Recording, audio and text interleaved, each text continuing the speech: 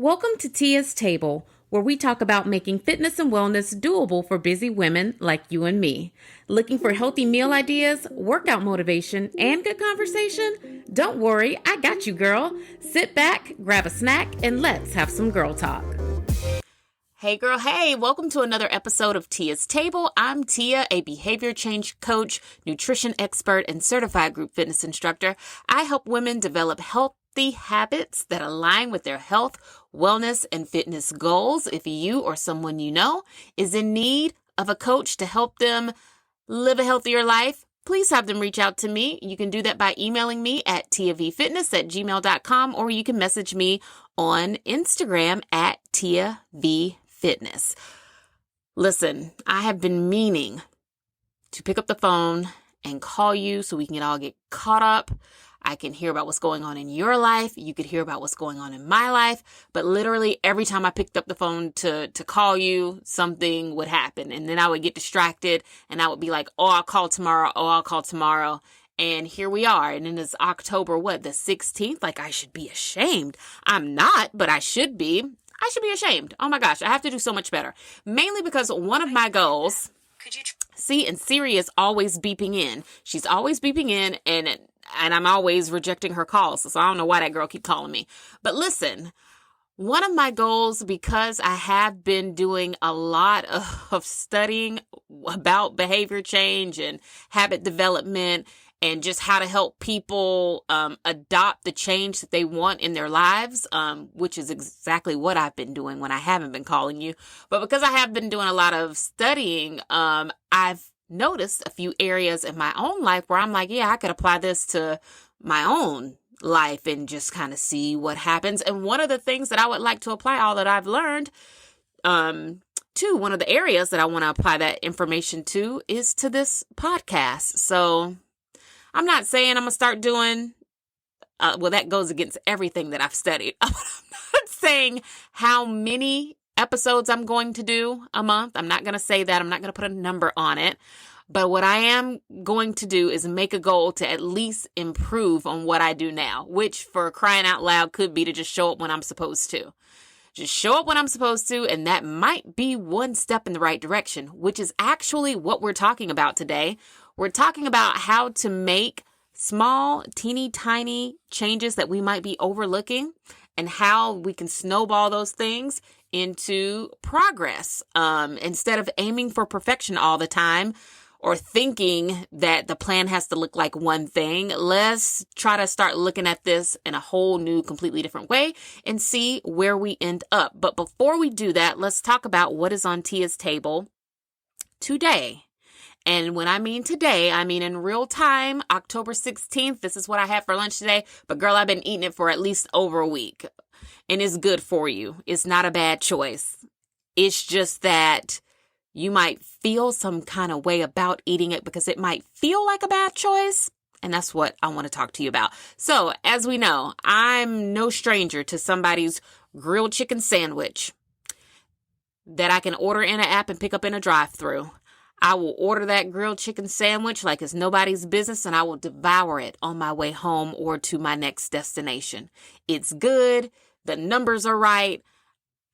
It works. Like it's just great. But what happens when you're at home and you want that grilled chicken sandwich? Or even better, what happens when you pay attention to how much sodium is in the grilled chicken sandwich that you're getting through the app in the drive-thru? What happens when you start paying attention to that number and you say to yourself, oh my gosh, this is a healthy choice. Like it's not bad for me, but my goodness, look at all the sodium. How can I at least reduce that maybe just a little bit? Or what happens when it's a chilly, rainy day because it's the fall season and we're about to start running into a lot of those. And you say to yourself, I'm not trying to leave work to go get a char-grilled chicken sandwich. It's cold and it's raining out there. Or you're working from home, because I know a lot of people work from home these days, and you're like, ooh, I really don't want to pay the delivery fees for just a sandwich that probably really only costs you $7 is about to cost you $25. Like, and I know some people are okay with paying the fees, and I commend you and I applaud you. I am not a DoorDash, Uber Eats, Grubhub, deliver my food to me kind of girl. let me throw on something and be mad as I drive around the corner and come pick up this food. Now, I will tip whoever hands me the bag of food. I'm going to tip you 20% for handing me the food. But I don't want to tip you and on top of that, pay whatever fees y'all done sneaked up in there so that you could bring it to no, not doing it. But anyway, unless I'm like sick or like down bad, then I'm like, ooh, yeah. But for the most part, absolutely not. I'm going to come pick up my food. But anyway, bringing us back to the kitchen. When you're in one of those moods, or maybe you just have the ability to make it yourself, we should all try making my char-grilled chicken sandwich, the Tia Tables version of the infamous char-grilled chicken sandwich that comes from you know where. Now listen, this has got to be one of the easiest things you can meal prep and make for yourself for lunch every day.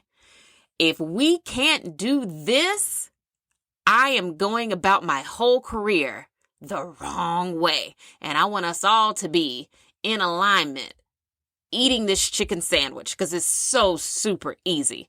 The first thing you got to do is buy a pack of chicken breast, right? Try not to get the super thick ones that look like their chickens had a little bit of help growing up, if you know what I'm saying. Try to get some normal sized chicken breast. And if you can't, then definitely like slice the ones you get in half. So it's like a little bit of a thinner cut of chicken, like the fillet is just thinner, right? Or you can go ahead and buy them like the finless, boneless, skinless ones that they have. But if you use those, sometimes I find that they're so thin that you have to use more than one piece of meat on your sandwich. So keep that in mind. Do whatever works for you. Get a pack of chicken breasts. We're going to bring those bad boys home. We're going to get them all nice and clean. We're going to season them. Now, I season mine like this. On one side of the chicken, I use the Kinder's garlic, pepper, I think, and sea salt mix that they have. I do that on one side. And then on the other side of the chicken, I do the Kinder's buttery steakhouse season, right? So good. Those two seasonings together on that piece of chicken is like the ultimate chef's kiss, right? So season it that way. Now, I put my chicken on a piece of aluminum foil. I fold up the sides to create what looks like a little cookie sheet, right? I pick it up and I put it inside my air fryer. And I air fry that chicken. I mean, it's done in about 14 minutes if you're pressed for time. But because I like for mine to look like it came off the grill, I leave mine in there for about 16, 17, maybe even about 18 minutes. You know, once we start getting some crispy edges on our chicken and it starts to look more like golden brown on the top, I leave it in there that long, less than 20 minutes, right?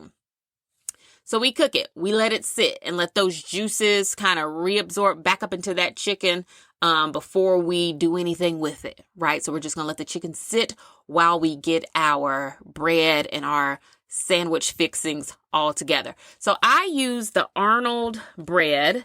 I use the Heart Healthy multigrain bread. It's got 9 grams of protein and 6 grams of fiber. And I believe it's got 38 grams of carbs. Girl, don't be scared of the carbs in the bread. Don't be scared. It's okay.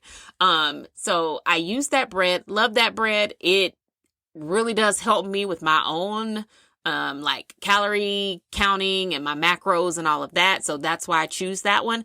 And it tastes good. It tastes really great. So I use that bread. I put lettuce, tomato, and red onion on mine. If I have pickles, I'll put a pickle on there. But if I'm out of pickles, like, girl, I don't even sweat it. It's okay. I do put a little bit of Duke's mayonnaise on one slice of the bread. I skip the cheese, but if you're a dairy girly, you go ahead and put your favorite cheese on there. And then I get that hot chicken breast out of the air fryer and I plop it on top of that sandwich and I close it up. Now, because I am a person who hangs on to 1 or 2 condiments from a restaurant, I'll pop open a barbecue sauce from a fast food place and I dip that char-grilled chicken sandwich into that barbecue sauce and it is absolutely delicious. It is heaven. Today I ate my sandwich with a side of sweet potato fries. I use the Alexa brand. You pop them in the oven on 425 for maybe about 20 minutes, like not even. So both of these things are cooking at the same time. Your food is done at the same time. Everything is hot and ready for you all at the same time. Now, the beauty of this is you're cooking all of the chicken breast at one time. So when you eat this for lunch again on Tuesday, it's not going to make you wait 20 minutes. Like you're going to reduce your cook time all throughout the rest of the week. You take the rest of those chicken breasts, you put them in a container. I take the juice from the aluminum foil and I drizzle it on top before I close up my Tupperware. We savor the flavor and your chicken is ready to go. And the best part about this is, should you find that you need protein any other day throughout the week, girl, you got chicken breasts ready to go. So it don't even have to be a sandwich. You can make a salad. You can make a wrap. You can make a burrito bowl. You can just eat chicken nuggets, dice it up, dip it in some kind of sauce, and you're good to go. Like, that's why you see people who are trying to eat right, eating a lot of chicken. Because it's low in fat, it's low in calories, it's packed with protein, and that's what you need to build muscle and sculpt the body. That's why you always see them eating chicken. We just find a million different ways to eat the chicken so you don't feel like you're eating chicken all the time. You know what I'm saying? I have gotten past the point of caring that I'm eating chicken. I really have. I just try to make sure I'm getting enough protein in every single day. And one of the ways that I have been doing that within this past week is definitely eating this chicken sandwich. Because I think a piece of chicken, a chicken breast has about 25 grams of protein in it.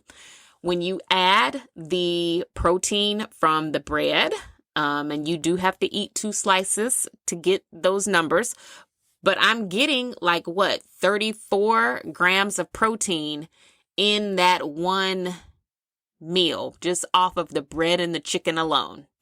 Some days I might put a little slice of avocado on my sandwich. Some days I might use a smear of homemade Caesar dressing instead of mayo, which is still mayo based, so it doesn't really matter. But some days I might put a slice of I put a slice of bacon on it one day last week and it was so good. So you play around with it.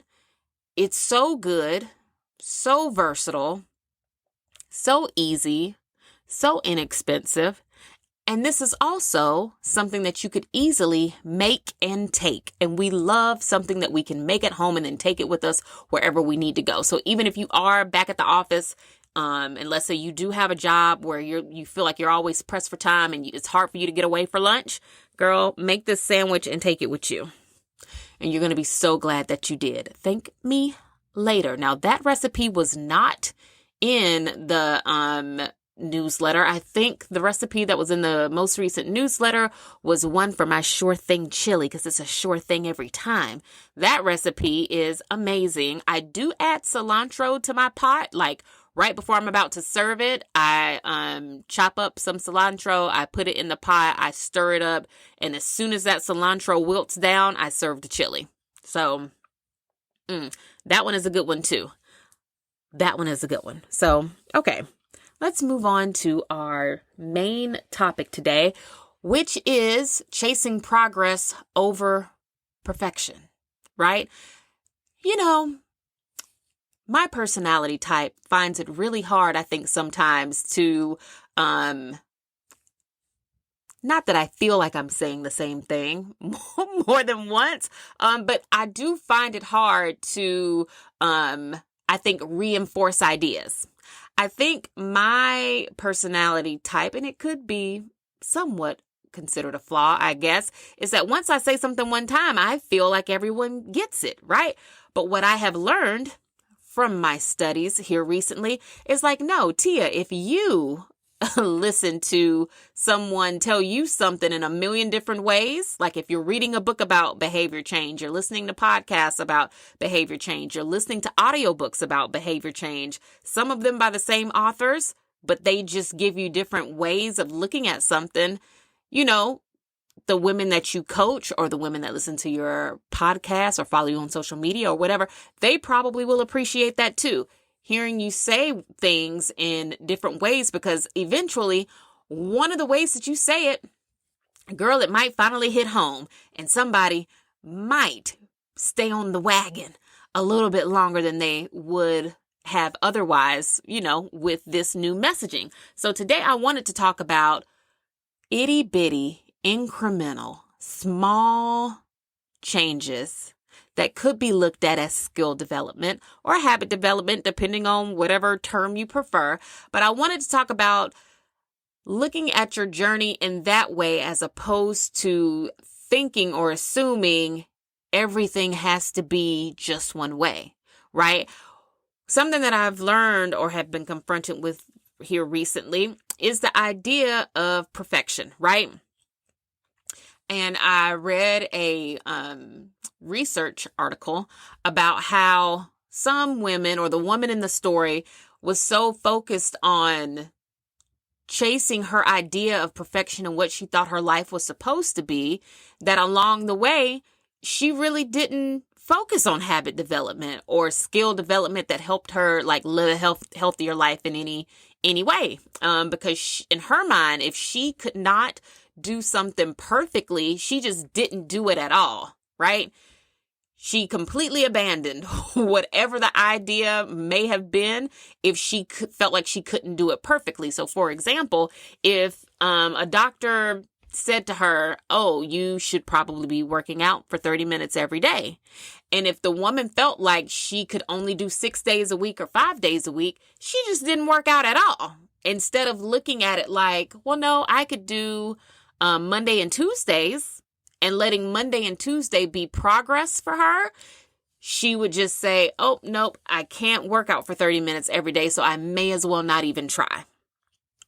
If you feel like you are a person who feels as if, I'm just not going to even try or bother with doing any of the stuff Tia talks about because I can't be as consistent as I think I need to be, then today's episode is just for you. It is my love letter to you, girl. So you sit down and you grab a snack, boo, and let's have some girl talk. One of the things that I think keeps us exactly where we're at without any progress or without moving forward towards any of our goals is the idea that we have to be perfect, right? You might not be the perfect wife, but you married somebody anyway, right? You're still just as married anyway, right? You might not be the perfect mom, but every single day you attempt to raise those children, right? I know I do. I'm trying. I'm not the perfect parent, but every day I'm consistent with that. I'm going to keep trying. God help me, right? I might not be even the best dog mom, right? But every day, you're going to see me out there walking those dogs and feeding them because I'm going to be consistent about it, because what you're not going to do is turn my house into a kennel, right? Yes, I might not be the best cook, or we might not be the best baker, the best room mom, the best sorority sister, or whatever, but it doesn't stop you from showing up in those areas of your life. Now, does it? It doesn't. You still show up in those areas and try your best, and you're as consistent as you can be, because something about those areas of your life really speak to you, right? You might feel like you're getting instant gratification from those areas of your life, which makes you feel as if you're performing in those roles as close to perfect as you can get. And when people feel like they're performing in a role as close to perfect as they can get, it keeps them coming back and it keeps you doing it, right? The thing with the whole healthy living, healthy lifestyle thing is that people will beat themselves up if they feel like they skip a workout. If you eat McDonald's one time, you feel like you've fallen off the rails. And I don't know where that particular way of thinking, I don't know where it comes from, where it derives from. I don't know if it's something that someone started talking about maybe decades ago before I started coaching. I don't know who made people feel as if it had to be 100% or it was not even worth doing. But I'm here to tell you, girl, it literally does not have to be 100%, right? You just have to try every day. But it doesn't have to be 100% every day. How do I know this? How can I be comfortable telling you this? Is well, because I'm a human being and I'm not 100% every day. There are days where I work out. Absolutely, yes. Do I give those workouts 100% of my effort sometimes? No, girl, because sometimes I'm tired. Sometimes I'm sore. Some days I don't feel like it. Some days my husband done made me mad. Some days one of these kids done got on my nerves. Some days a puppy has chewed up something he ain't have no business chewing on, and I'm in a bad mood. So I say to myself, I'm going to work out. Like, I'm still going to honor the commitment I made to myself, because what you won't do is steal me from myself. So I'm still going to show up for myself and get this workout in. But you know what, girl, instead of doing like 15 reps of everything, like I might be able to give you 10. Like, I don't feel like working out for as long, but I'm going to still show up and do something just so that I can remain consistent. Now, is that me giving 100% of what I know I can give? No. Does that workout still keep me progressing towards my goals? Absolutely. Right? There are weeks where maybe we feel tired, where we're just having an off week, and that is okay, right? And in that off week, you might work out every single time you're supposed to. But then, girl, when it's time to sit down and eat, you're going to eat every feeling you've ever had since you turned 18. You know what I'm saying? So you're going to sit down and you're going to eat all of the things. One night you might have Chipotle. The next night you might have Chinese food. Another night you might have lasagna. Then you're going to wash it down with some wine. And on Friday, you're going to knock it back with some shots because you've had a hard week. Now, does that help you move towards your goal? Nope. Not that food. Absolutely not. It doesn't. But does showing up for yourself in your workouts still help you progress towards habit development? Yes, because you were able to, despite having a hard week, you still showed up for yourself and you got those workouts in. Food is evolving and it's ever changing, and you get an opportunity to eat right every single time you put something in your mouth. So try not to ever be so hard on yourself about food, because every time you eat, you get a new opportunity to choose something right. There will be days, there will be even weeks where you feel like I just need to do, like some weeks for your mental health, you really might need to just throw back some food that's not good for you just because it might make you feel good. And if you are able to eat that way and then get right back to your plan, then I personally don't see anything wrong with that, right? I'm going to give everybody a chance to kind of process that for one way of thinking. But if you know you're a person where eating off plan is only a gateway to more undesirable foods that are maybe more processed than we would like, then yeah, we might need to talk offline about some other strategies you can use to cope. But what I'm trying to say is that it doesn't have to be all or nothing all the time. And don't ever let the idea of it having to be perfect, or don't let chasing perfection keep you from not doing anything. And don't let it also, like if you're on your fitness journey and you've been doing, really good, and you feel like you're maybe at a plateau, or you feel like maybe you're not seeing results as fast as you would like to, don't make yourself feel like you're doing something wrong. Like, man, I got to be doing something wrong because I'm not seeing this or I'm not seeing that. If you keep up with the habits long enough, it is only mathematically and scientifically proven that you will eventually see results. Now, maybe your process might need to be tweaked. So maybe you might need to have someone look at how many calories you're eating, look at your macros, right? You might need to have somebody, it doesn't have to be me, but you might need to have somebody who is certified in the fitness industry or the wellness space to kind of look at what you're doing and say, oh, well, no, you're doing all the right things. We just need to shift this, or we might just need to shift that to see if that helps get you some movement, right? There are also people out there with body types that don't respond in the way that other people's bodies might. So you and your girlfriend might start a challenge together, or y'all might start on a weight loss journey together. She might lose 15 pounds in her first month, and you might have had to fight for your whole life just to lose 4 pounds. You know what I'm saying? People's bodies respond to change in different ways, but just because you feel like your body is responding slowly to change, it doesn't mean that you're not going to ultimately get to where you want to go, right? Any change is good change. And I know for me, that's how my body is. My body will change at a rate that is so extremely slow that I literally, and I was just telling one of my ladies this, maybe it was last week, that I have to pull out the papers, like the papers that get printed off of that machine they use at the gym to kind of like weigh you and tell you all of the facts about your body. I will literally pull out all of those printouts, and I have actually scanned them and saved them to my phone so that if I'm ever having a moment during any day where I'm just like, man, what am I even doing all of this for? Because I don't see the change. I will pull out those records and I'll say, okay, well, in January, this is where you were. When they did it again in March, this is where you were. When they did it again in July, this is where you were. And here we are in October, and this is where you are right now. Right. And that helps me to be able to see on a piece of paper, like, Tia, change is happening. You just might not see it every single day, but it looks like at least every 2 months or every 2 to 3 months, your body does go through quite the transformation. I think I'm just one of those people who has more of what I like to call like explosive change. People aren't stopping me and telling me that I look different or that I look like I've lost weight or anything like that. Like, that does not happen to me.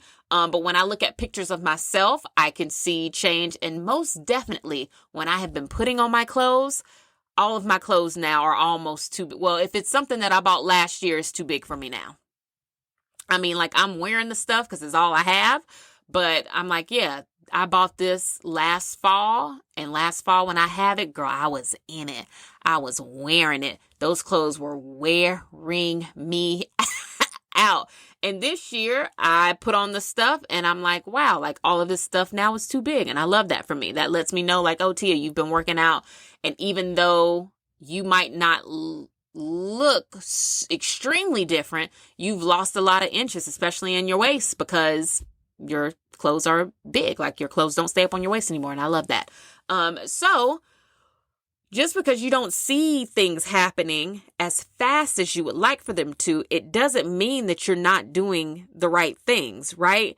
The idea, or some of the women that I know I've either read about or I've spoken to, feel like if they don't see the scale move every single week, then they're like, why am I even doing this? Right? It's that idea that all of it has to be perfect. You got to eat the perfect things. You got to do the perfect workouts, and you've got to step on that scale, and it's got to give you the perfect number. And if any one of those things is off, people are jumping ship. And I want to encourage you, girl, don't do that. You got to stay with it. You've got to stay with it, and you've got to start looking at things on a day-to-day basis. Just the day in front of you, those hours that are right in front of your face.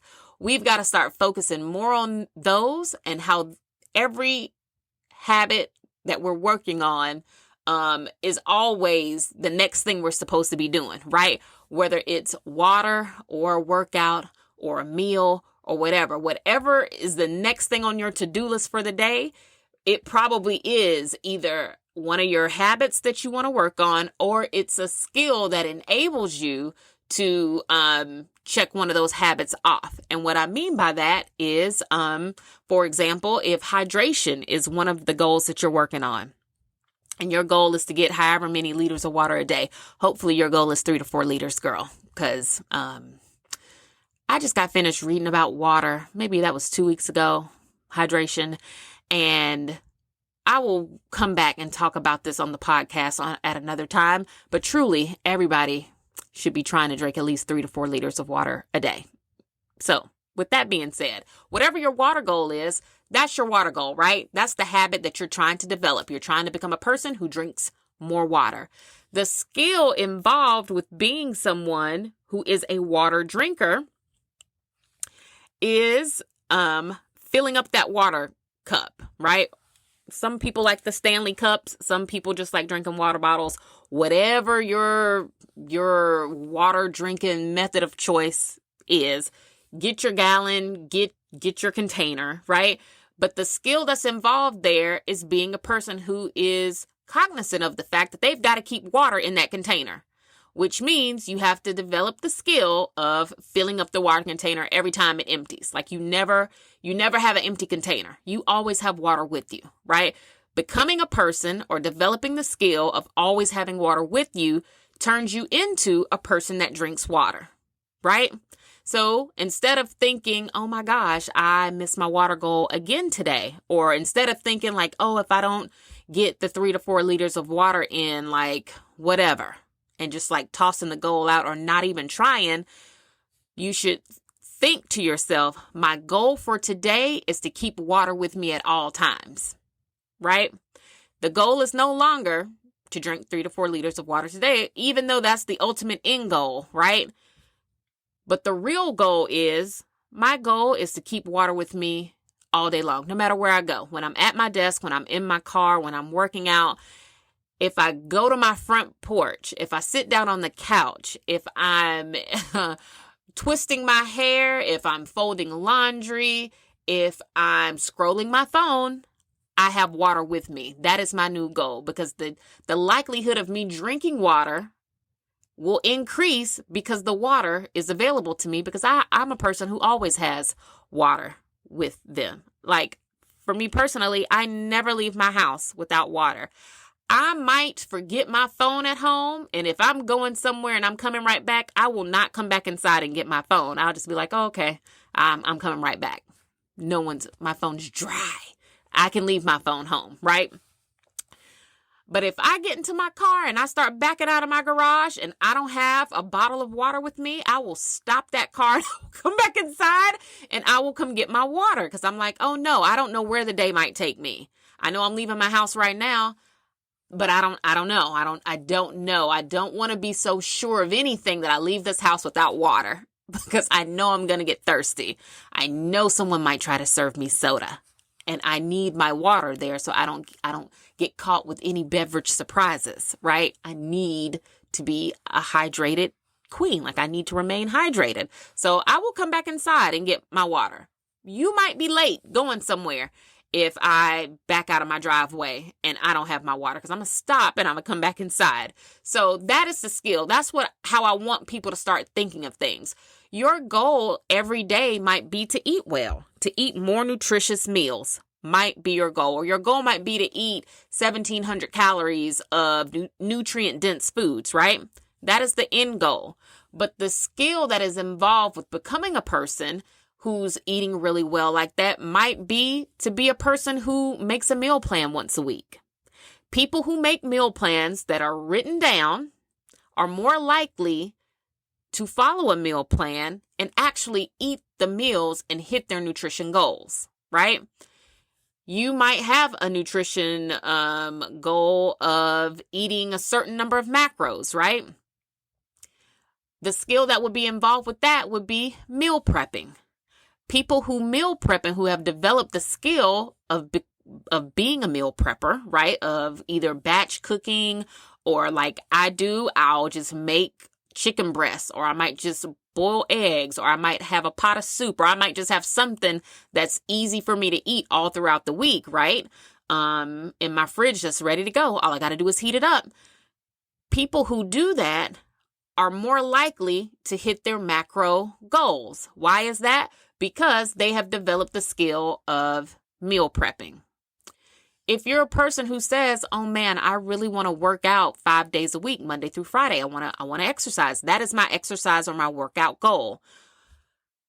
In order for that to be your workout goal, the skill would need to be to either become a person who goes to the gym, or become a person who finds time to work out, meaning maybe you walk on your lunch break, or maybe you have a personal trainer. But the skill there would be to become a person that utilizes those kinds of resources. You either use a personal trainer, you use some type of exercise platform like Peloton or something like that. And really, with the amount of fitness apps that are out there, I truly don't know how anybody could be at a place where they're like, they don't know what to do for workouts anymore. Between YouTube, which is free, a million different fitness apps. And now that the weather is nicer, just being able to get outside, the workout thing really should just be solving itself at this point. You just have to schedule the time and then show up. But that is another skill in and of itself. In order to be a person who works out 5 days a week, you've got to develop the skill of scheduling that time, like blocking that time out for yourself, and sticking to it. Right? So do we see what we mean? Instead of chasing the perfection of the 100% completion and then feeling like you didn't do it right and then ultimately maybe abandoning your fitness journey altogether because you feel like you're not doing it right, start focusing on the little things that create the person that you're trying to become, right? For example, this year I wanted to learn to bake. I wanted to be a baker, right? The skill that I needed to learn, or the skill that I needed to work on in order to be able to bake anything, was baking in and of itself. Like, I needed to become a person who was, number one, paying attention to detail. I had to become a person that was going to slow down long enough to read all of the directions from the start to the finish, right? Not just glossing over something and being like, oh yeah, preheat, boom, boom, boom, I can do this. No. When you're learning to bake, you actually got to read them directions, because the people will say your eggs got to be room temp. Your butter needs to be room temp.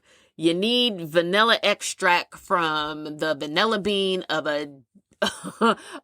from a garden in, I don't know, somewhere crazy. You know what I'm saying? Like, you have to start reading. You have to be a person who pays attention to detail. So that is a skill that I had to work on when it comes to baking. I had to say, like, oh, Tia, you need to dial down your excitement long enough to read these instructions. You've got to become a person who's going to read the cooking instructions so that you can bake whatever this is and have a better chance of it coming out right and tasting better. And what do you know? Once I slowed down and I started reading those instructions, everything that I have baked has gotten so much better. Like, so much better. Like, I'm so much more confident now in my baking skills. And all it took was for me to become a person who just slowed down, read the instructions, pre-planned by taking my things out and allowing them to come to room temperature, pre-measuring out all of my ingredients. Like, I had to become a person who was good at doing all of these other, what we would probably consider to be minute skills, or skills that we feel like, oh, like, girl, I don't have to do that. Like, when I hear people say they want to eat better, but then I say, show me a meal plan. And it's like, oh, girl, I don't have to do that. Like, I can just eat. No, you can't. Because if you could, you'd already be doing it. If it was that easy, we would all be like happy with ourselves and in amazing shape. If it was truly that easy and there was no skill development involved. And I know sometimes it's like, well, that's Tia, it's easier said than done. Like, some of this stuff is so easy and cute for you to get up here and say it behind that microphone. But when it's time for me to actually do it in my everyday life, like, how? Number one, that is probably why it is a very good idea to look into having a health coach or someone who knows what they're doing, and they can kind of help you keep your exact same lifestyle, but figure out how to weave these healthy habits and these skills into what you're already doing. That would be number one. Number two, if you're a person who feels like you just don't know where to start, or you feel like you start and you stop over and over again all the time, try this new way of thinking.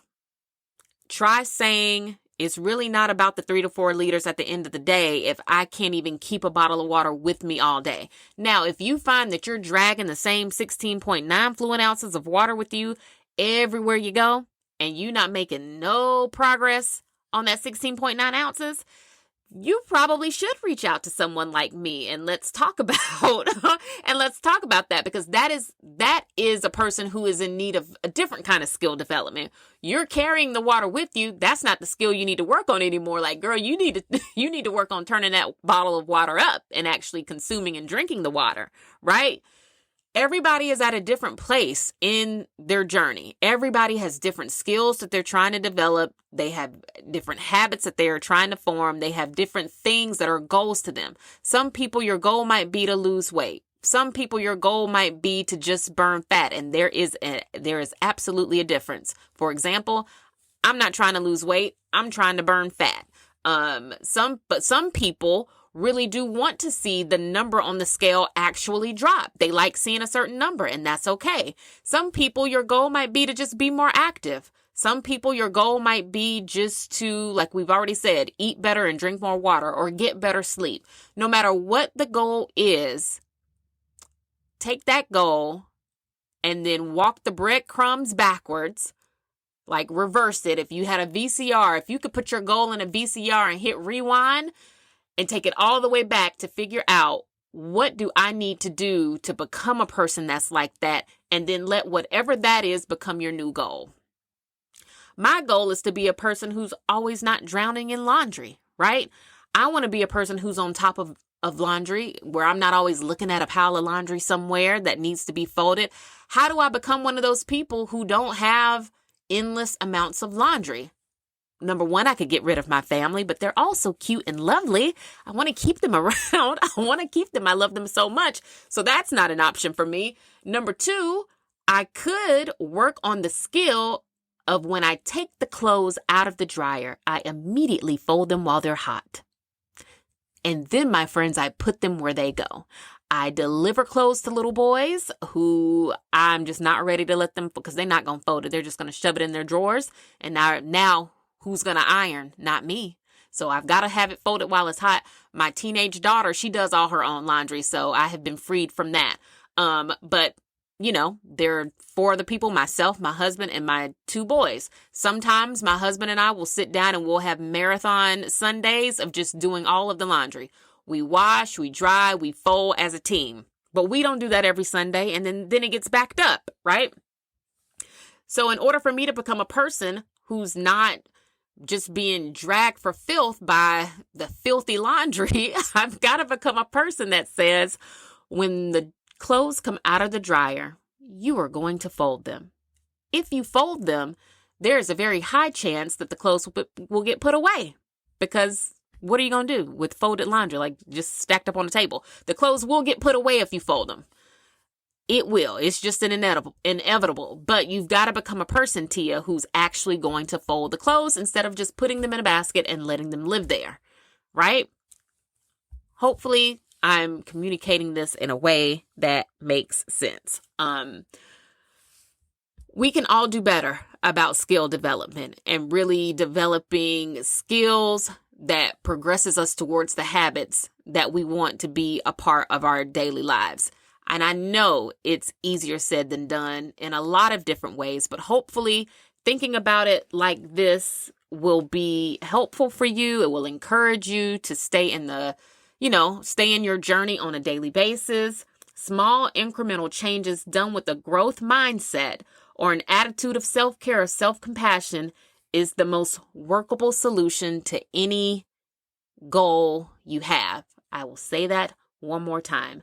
Small incremental changes done with a growth mindset or an attitude of self-care and self-compassion is the most workable solution to progressing towards your goals. And all that means is, when you decide to make tiny little small changes, but you do it knowing that you have the ability to grow into a person that's doing all these amazing things that you want to do, and you're doing that with a growth mindset or an attitude that says, I'm going to just do this because I love myself so much, like, girl, you're well on your way.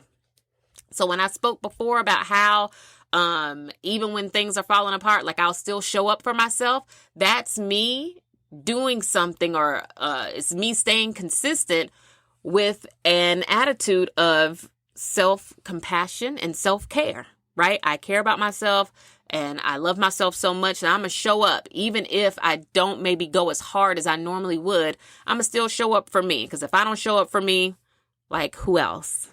Who else? There is no one else in the world better than you than showing up for you. No one else. No one else is going to treat you better than you treat yourself. No one else is going to love you more than you love yourself. No one else can do for you what you can do for yourself. And a lot of that starts with those itty bitty skills that I think we're all overlooking in a rush to just do it perfect the first time. You don't have to do it perfect. You just got to do it. So hopefully that has helped someone let's talk about the workout report. I'm very close to when I'm supposed to be in the school pickup line. So girl, this might sound like I'm talking in fast forward, but I'm not. I just don't want to be late picking up my children from school because I don't even want to hear about that. And they were already promised cake pops from Starbucks after school today. So I don't want to be late for my date with my boys. So here we go. My personal workout report. Well, as we know, if you follow me on Instagram, we have a second dog now, so I'm walking a lot. I'm getting in a lot of extra steps here lately, and I still don't know how I feel about that, but it is my life and it's happening. So there's that. So yay for extra cardio that no one asked for. Well, I guess my husband did ask for the dog, but I did not. But I love him. He's so cute and furry and cuddly and sweet. But yeah, extra steps, extra time on my feet.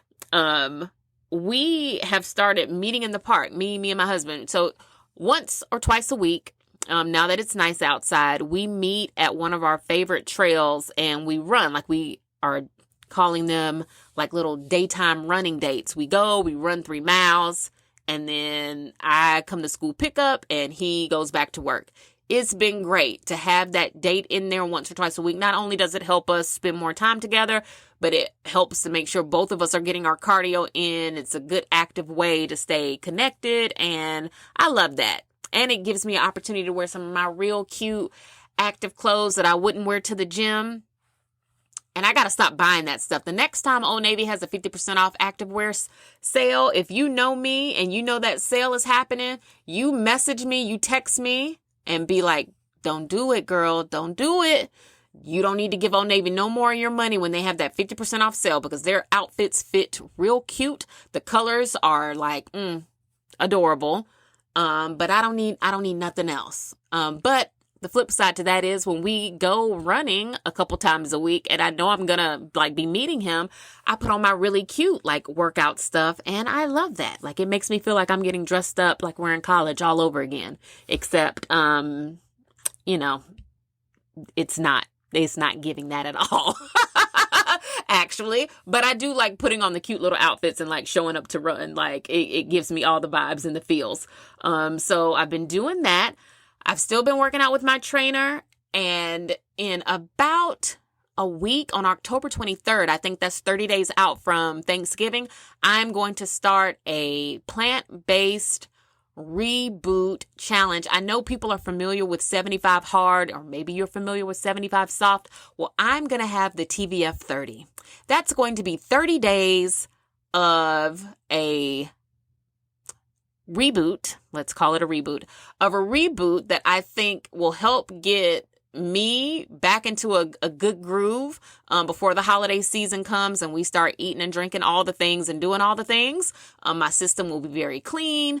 I will be very close fitness wise to like where I want to be and how I'll be working out at the end of that 30 days, which I think will help propel me into the holiday season. So instead of me doing what I normally would do, and that's taking the holiday season off, I'm hoping that this helps push me into a steady active state. I don't want to do nothing extra. I just don't want to fall off like I normally would over the holiday season. And I think a 30-day reboot of some sort will help get me there. Now, I know exactly what the 30-day reboot is.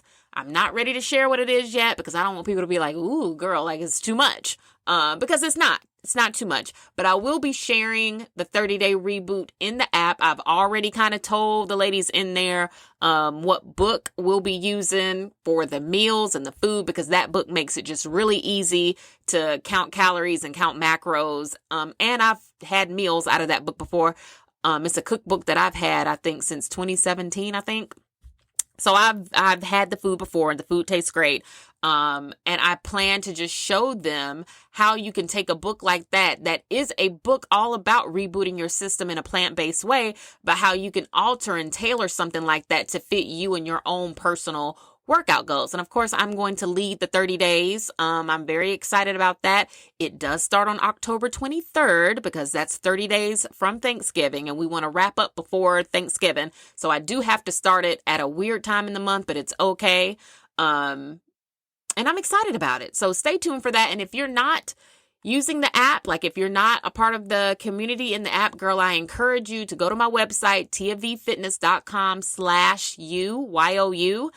Get signed up for the app so that you can take advantage of all of the good things that are going on over there. I'm very, very excited about that and seeing how it impacts me and the ladies that choose to do it as we close out 2023 and prepare for 2024.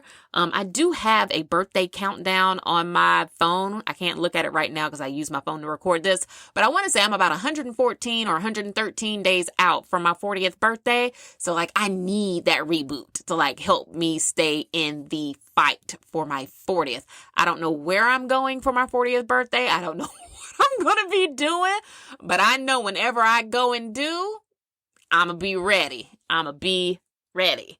So that is a little bit of an update for October. You know, before we go, we got to talk about the mess that's been on all my timelines and in my TikToks. Will and Jada. This is the random yet relatable portion of the show. So let's go ahead and get into it. Everybody's talking about Will and Jada. Her book comes out tomorrow. I plan to listen. I saved a credit in my Audible just so that I can hear what all Jada has to say. I think it's important to give women the space and the floor to tell their side of the story. His book came out a couple years ago. It is a phenomenal audiobook. If you have never listened to Will Smith's memoir, please go do it. It is a great read, a great book. Listen to it if you can. And I want to give Jada the same opportunity to kind of tell her side of the story. I know we feel like we've heard enough with all the clips and the things on social media. And I do feel like that. I feel like every time I hear that lady talk, it's never good. It's never positive.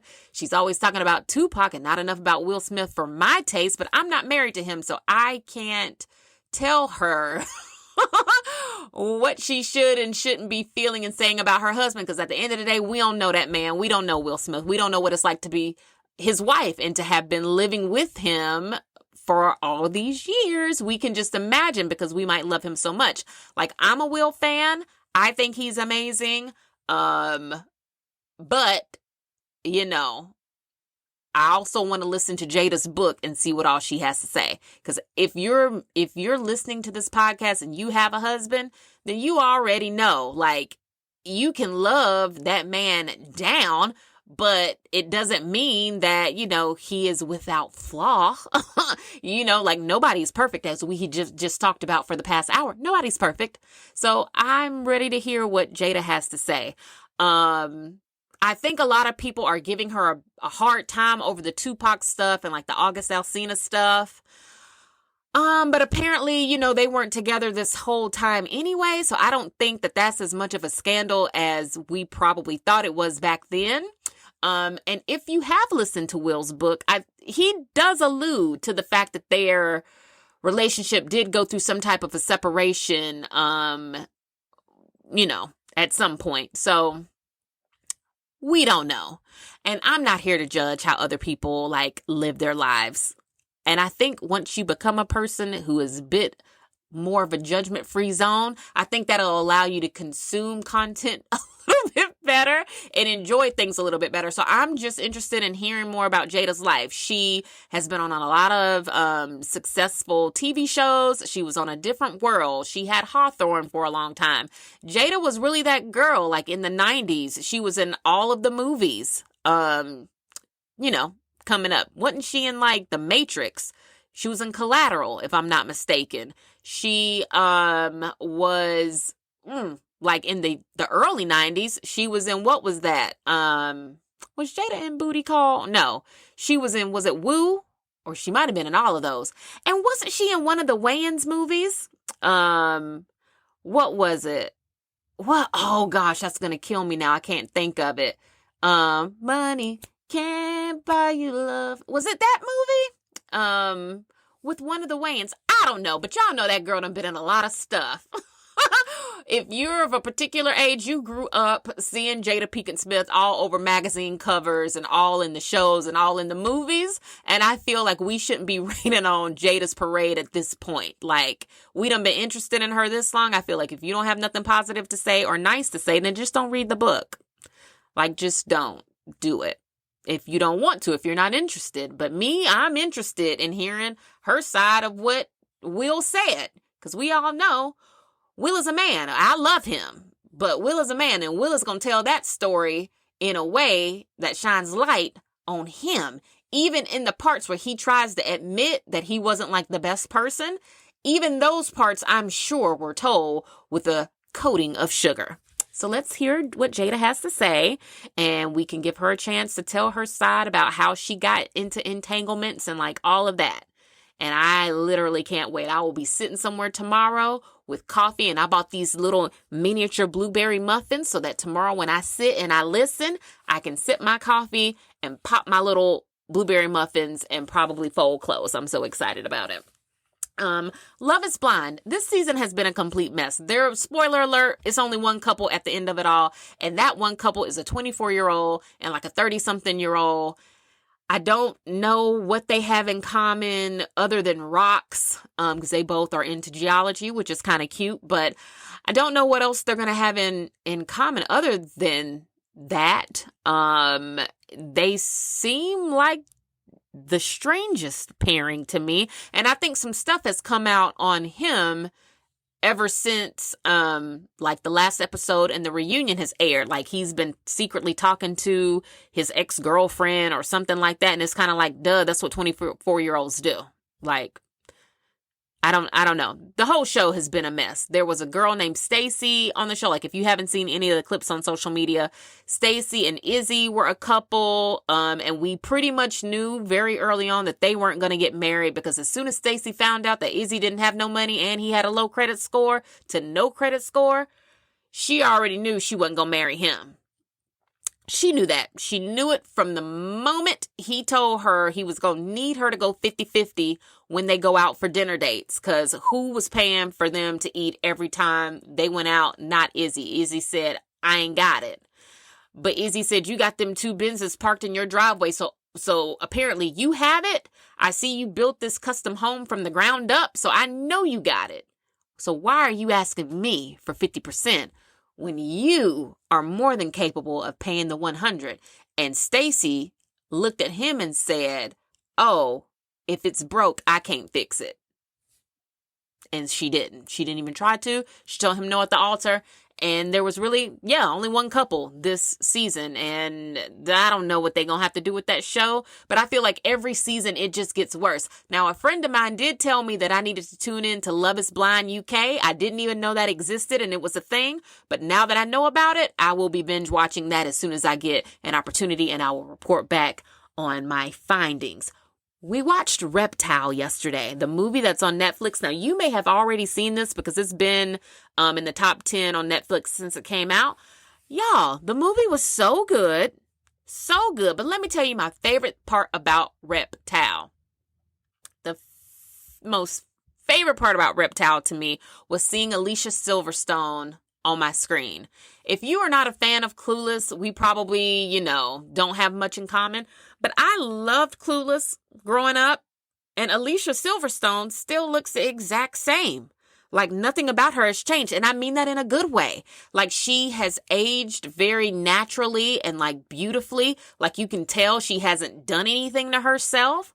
And that girl looks good. She looks good. And I just kept telling my husband that throughout the whole movie. I was just like, she looks good. She looks just like Cher. She looks good. She looks amazing. And it just made me so happy to see someone in a movie that looked like she should. You know what I'm saying? Like she looked like an older version of herself that hasn't been trying to like hold on to the 18 or 20 year old of herself. She looked amazing. So if you haven't seen that, the movie is good too, but like watch it just to support her, and hopefully we can see her in like more things. You know what? She's also like got a little something to her too, right? Like I feel like she has a little bit of a swag and style to her that you don't see in other actresses all the time. And I appreciated that too. So please watch that movie and support her so we can see her in more stuff. It's fall, those temps have dropped, and it's time to cover up those toes. And for the longest, I kept going back and forth. about whether I was going to be a Uggs girl or a Birkenstock girl in the fall. I'm a Birkenstock girl in the summer when the toes are out.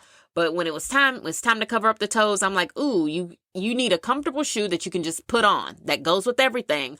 Tia, what is it going to be? Every year you go back and forth, and you go back and forth for so long, you never make a decision. And by the time you know it, you don't even need the shoes anymore. And I said, this year won't be that year. This year I will commit to either the Uggs or the Birkenstocks, and we're going to let it go. I ultimately ended up pulling, I don't want to say that word. Certain catchphrases I have a hard time with now. And I'll quickly run through them. It's only two of them. The C-hole, how everybody will say like, oh, such and such had me in a C-hole. Like, I don't like that. I feel like it sounds very abusive and violent, and I want everybody to stop saying it. And then another one that I know me and my girlfriends say when it's time to pull something, we'll say we pull the T-R-I, rhymes with Tigger. We'll say and I'm like, ooh, no, I don't think I want to say that anymore because of all of the things that happen in the United States of America. I don't want to even be, adjacent to something that sounds either remotely violent. And that could be just me thinking too much and too hard and being super analytical. But I am an Aquarius, and that's just what we tend to do. I do a lot of overthinking, which is why I'm rarely ever wrong about anything. You might catch me being less correct than what I could be, but I'm almost never wrong. And that's because I overthink everything. And this is one of the things that I'm like, oh, maybe everybody should stop saying that, because in some way I think it's kind of glorifying that which needs to be changed. So I ended up finally deciding, we won't say pull the T. I'll say I ended up finally deciding that I would be a Birkenstock girly in the fall. And I'm so excited about it. Now, because I'm late to the Birkenstock fall girly game, all of the colors and all of the things were sold out pretty much by the time I decided what I wanted to get. So I went with the very neutral, natural, I believe they call it the color mink, but it's that very camel color tan, whatever. And it's got the furry whatever on the inside to keep your feet warm. I got a pair of those. I'm very excited about having them so that when I go do school drop off in the morning, when it is below 50 degrees, I can just slide my feet right into those warm, cozy Birkenstocks, and I can drive everyone to school, and stay warm. And I'm so excited about that for me, because I ended up having to throw my Nike slides away because my Nike slides were outside doing what Nike slides were supposed to do, and they stepped in something, and I looked at that and said, I could clean these or I could just throw them away because they were only $25, and I think we're just going to throw them away and try again in the summer. So that's what I did. But needless to say, I had to replace my to-go shoes with something, and so enter the Birkenstocks, and I'm so excited about that. You know what made me know for sure that I could not be a Ugg girly is because for the life of me, I cannot get the imagery of Santa Claus out of my mind when I think about and I see Ugg boots. When I see Ugg boots, I automatically think of Santa Claus. And because of that, I'm like, me and Santa, I rock with him, but we are not the same. Me and Santa don't wear enough gold hoops for me. Santa ain't got no braids. Santa probably don't even say ain't. No, Santa, I can't. So I can't wear your shoes, bruh, because me and you, we don't have they're not meant for me. They were not meant for me. I couldn't become an Uggs girly, unfortunately, but I know a lot of you recommended Uggs to me, because you love your Uggs. Y'all say they're warm and they're cozy, and I'm sure they are. But as hard as I try, when I see Uggs, I just see Santa's shoes, and I just couldn't I couldn't unsee it. Once I made that attachment, I could not unsee it. Once I saw it, I couldn't unsee it. So I hope you love your Uggs. I'm sure I will be loving my Birkenstocks. And then lastly, I found a new household multi-purpose cleaner. It's by a company called Safely. It's a plant-based cleaner. I don't know if they're selling them everywhere, but girl, if you got a Kroger near you, they're selling them in Kroger. And they smell amazing. They have 4 different scents. I smelled all of them in the store. The yellow was not my favorite, so I didn't buy the yellow, but I bought the green, the orange, and I think it was maybe like a pinkish color or a purple. Yeah, I bought the green, the orange, and the purple. And they smell amazing. Like your whole kitchen is going to smell so good. So check those out because I thought that was pretty neat, and the bottles are really cute. And that's what initially attracted me to them. I was like, oh, those bottles are really pretty. Like, what is this? It's a plant-based cleaner. They smell really good. The bottles are huge, so you get a lot for the money. And I want to say they were already on sale at Kroger, but at Kroger, girl, if you buy over like 2 or 3 of them, which I ended up buying 3, that made them like, I think almost half off, because I bought so many of them. So look for those, try them out if you have not already. And I think that's going to wrap up our episode today. Ooh, girl, yes, because it's 2:27 and I have got to get downstairs in my car, out my driveway, and over to the school to pick up my babies. So good to catch up with you. I hope to see more of you in the app pretty soon. Remember, if you want to get signed up for that, the app comes with nutrition tracking, workout tracking, workout programs. We have monthly challenges. If you reach out to me through the app with a message or a question or whatever, like I respond to you, so you get coaching. We have monthly challenges, and then there are other just fun things that I incorporate just to keep everybody motivated, encouraged, and on the right path. You can participate in all of that for $25 a month. Just go to the website, tiavfitness.com/YOU. Sign up and I will take it from there and help you get started. Remember, when you're out, compliment a woman, say something nice to her, make her day. Just spread love. It's the womanly way. Spread love, compliment each other. Don't compete, don't compare, don't complain. What God has for you is for you. Never knock another woman's hustle. And I think that is enough. It was so good finally catching up. I'm going to do better. Somebody hold me to that. I feel like I might need to get like a podcast coach or something. I don't know. Somebody hold me to it because I really do love doing this. And it's one of the things that I look forward to doing a couple times a month. I have got to do better. I need to breadcrumb, walk it back. If I want to be a successful podcaster, what is the skill that I need to develop to become that? I'm going to think about that while I sit in the school pickup line today. Y'all have a great day. And if I said anything in this podcast that you felt was helpful, girl, share it with your friends, share it online, tag me at tiavfitness@gmail.com. Don't forget to rate or review the podcast wherever you're able to do that. But girl, if you got something spicy to say, girl, just shoot me an email or a DM. Give me that evaluation and that constructive criticism in private. I would appreciate it. I hope y'all have a great rest of the day and a beautiful start to your new week, because it is Monday. Love you so much, girl. I will talk to you next time. This was an episode of Tia's Table. Bye.